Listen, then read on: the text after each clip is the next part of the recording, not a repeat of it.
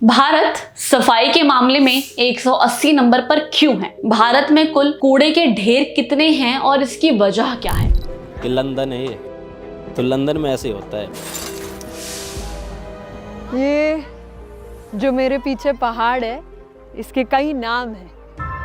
ये इंडिया का tallest dumping ground है, दिल्ली का ओल्डेस्ट, दिल्ली का बिगेस्ट डंपिंग ग्राउंड है।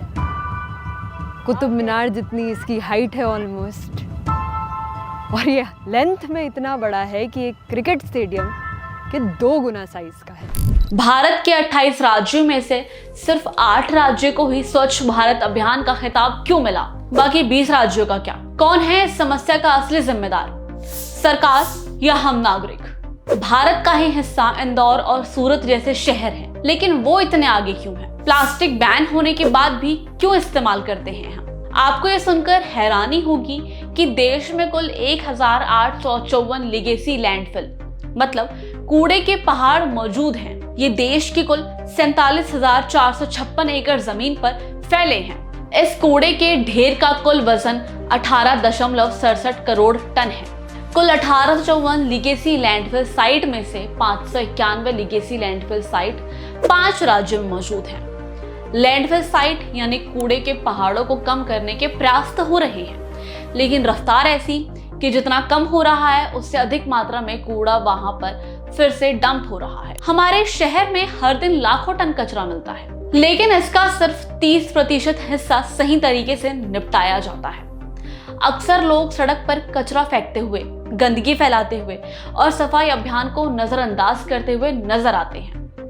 इंदौर पिछले 6 सालों से भारत का सबसे स्वच्छ शहर बना हुआ है। इसकी वजह सिर्फ सरकारी नीतियां नहीं, बल्कि वहां के नागरिकों का सफाई के प्रति समर्पण भी है। अगर इंदौर और सूरत ऐसा कर सकते हैं तो बाकी शहर क्यों नहीं? प्लास्टिक बंद होने के बाद भी हम इसका इस्तेमाल करते हैं। थैली वाला दूध लेने जाएं तो प्लास्टिक या तो ले जाते हैं या शॉपकीपर से मांग लेते हैं, बजाय इसके कि पेपर बैग या कपड़े का बैग या थैला यूज करें। लेकिन हम जो चिप्स खाते हैं, चॉकलेट लेते हैं, उनका रैपर भी प्लास्टिक का ही होता है, जो एक बहुत बड़ी समस्या है। इसका समाधान गवर्नमेंट ही कर सकती है। स्वच्छ भारत अभियान की शुरुआत 2014 में हुई और इसके तहत सरकार ने कचरा प्रबंधन, सफाई व्यवस्था और शौचालय निर्माण जैसे कई महत्वपूर्ण कदम उठाए। लेकिन क्या ये अभियान वाकई सफल हो पाया? आज भी भारत की गलियों में कचरे के ढेर लगे हुए हैं, नालियां जाम हैं और सार्वजनिक स्थानों पर सफाई की कमी साफ दिखती है। ये समस्या सिर्फ सरकार की नाकामी नहीं है, बल्कि हमारी मानसिकता को भी दर्शाती है। अगर हम सही तरीके से कचरा निपटाएं तो इन लैंडफिल साइट्स पर दबाव कम हो सकता है और भारत सफाई में शायद आगे हो पाए। सरकार अपनी ओर से प्रयास कर रही है, लेकिन सवाल ये है कि क्या सिर्फ सरकारी योजनाएं किसी देश को स्वच्छ बना सकती हैं? स्वच्छता सिर्फ सरकार की नहीं, बल्कि हर नागरिक की जिम्मेदारी है।